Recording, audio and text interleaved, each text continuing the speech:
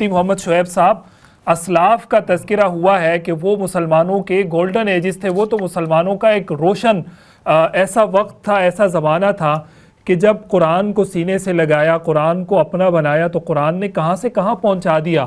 آج یہ dark ages امت پر آئے ہوئے ہیں، تو اگر آپ کو نہیں لگتا امت دوبارہ قرآن کو اپنے قریب کرے، قرآن کو اپنے سینے سے لگائے، تو قرآن تو وہی قرآن ہے جس قرآن نے ان کو اوج ثریا پر پہنچایا تھا. تو کیا آج کے لوگوں کو نہیں دوبارہ خلافت ملے گی، آج کے لوگوں کو بلندی ملے گی؟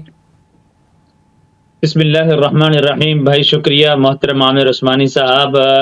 ابھی گفتگو میں جس طرح ڈاکٹر صاحب نے ایک جملہ ارشاد فرمایا، وہ بڑا بہترین اور بڑا زبردست جملہ تھا کہ اسلام اور دین فطرت ہے، پریکٹیکلی دین ہے. یہ دین خواب و خیالات کا نہیں ہے یا چند محض تصورات کا دین نہیں ہے، بلکہ یہ پریکٹیکلی دین ہے.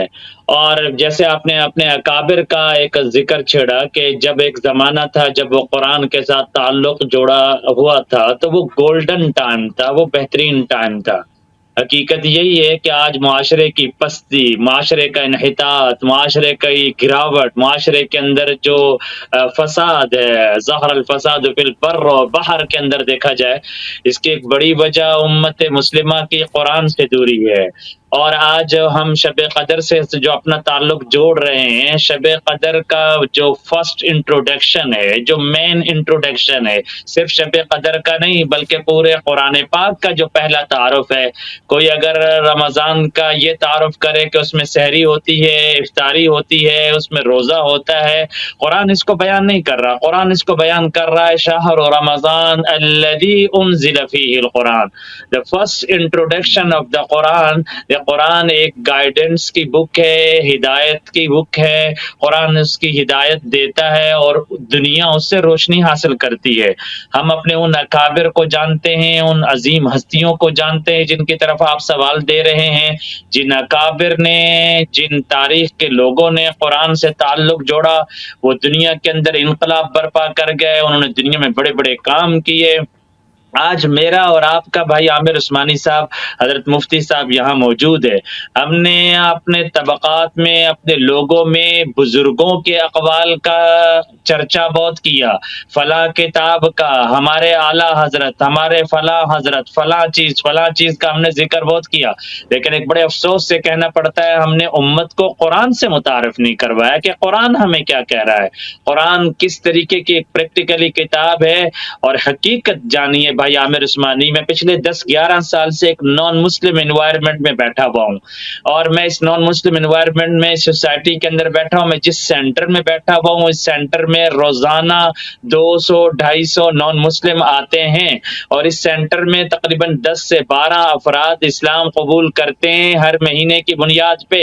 ابھی چند دن پہلے میرے پاس ایک لا کی ڈگری کرنے والی یہاں کی ہانگ کانگ کی ایک خاتون آئی، جو باقاعدہ ہائیلی ایجوکیٹڈ خاتون تھی، جس نے قرآن کی ٹرانسلیشن کی اس انداز سے، ڈیپلی انداز میں اس نے قرآن کو پڑھا تھا کہ کاش میں آپ کو اس کا قرآن جو اس نے مطالعہ کیا ہوا تھا، اس نے جو اس کے نوٹ بنائے ہوئے تھے، اس نے جو اس کے اندر نشان لگائے ہوئے تھے، اس کے اندر جو اس نے اسٹیکر لگا لگا کے قرآن کے پوائنٹس کو ہائی لائٹ کیا ہوا تھا، یقین جانیے خود میرا سر بھی شرم سے جھکا کہ میں جدن ابن مسلمان ہوں. میں نے کبھی اتنا ڈیپ خاتون جو قرآن کو اس انداز سے پڑھ رہی ہے، اور پڑھتے پڑھتے اس کے نوٹس بناتے بناتے وہ کئی دفعہ آئی، اس نے کرسچینٹی کا مطالعہ کیا، بودھائزم کا مطالعہ کیا، ہندوازم کا مطالعہ کیا، جوڈائزم کو، مختلف مذاہب کو دیکھتے دیکھتے جب اس نے قرآن کو اس انداز سے پڑھا تو فائنلی وہ میرے پاس آئی ہے کہ now I am ready to accept Islam, اور میں مسلمان بننا چاہتی ہوں. الحمدللہ وہ ماشاءاللہ. مسلمان بن گئی. تو معاشرے کے اندر مجھے ضرورت ہے کہ جب ایک نان مسلم کو اس طرح قرآن اٹریکشن دے رہا ہے، قرآن اس طریقے سے اپنے پاس دعوت فکر دے رہا ہے، سو وائی نوٹ ہم اپنے معاشرے کے اندر کیوں نہیں اپنی مسلم سوسائٹی کو، اپنی مسلم کمیونٹی کو قرآن کے نور سے آگاہ کیوں نہیں کرتے. اس لیے ضرورت ہے کہ شب قدر کا پہلا اور آخری پیغام، قرآن شب قدر کی رات کے بارے میں خود قرآن بتا رہا ہے، انا انزلناہ فی لیلۃ القدر. حضرت مجدد الفسانی رحمہ اللہ کا بڑا شاندار مقولہ ہے غالباً انہوں نے کہیں پہ لکھا ہے، انہوں نے یہ لکھا ہے کہ یہ وہ کتاب ہے کہ جس دن کا، جس رات کا، جس مہینے کا، جس مٹی کا، جس زمین کا، جس زبان کا تعلق اس قرآن سے جڑتا ہے، وہ اس قرآن کی برکت سے بابرکت، معزز، محترم، مقدس بنتا چلا جاتا ہے۔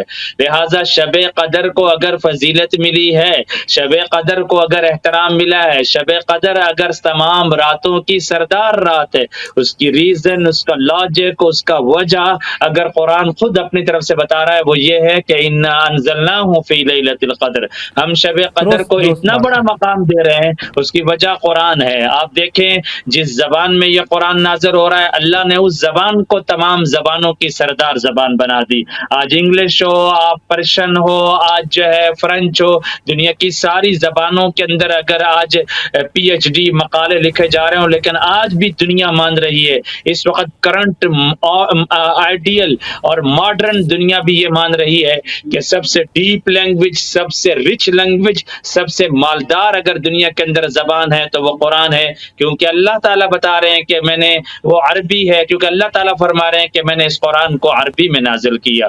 پھر اللہ نے جس مہینے کو تمام مہینوں کا سردار بنایا، اللہ تعالیٰ فرما رہے ہیں کہ اس مہینے کو سردار اس لیے بنایا ہے کہ اس مہینے میں قرآن نازل ہوا۔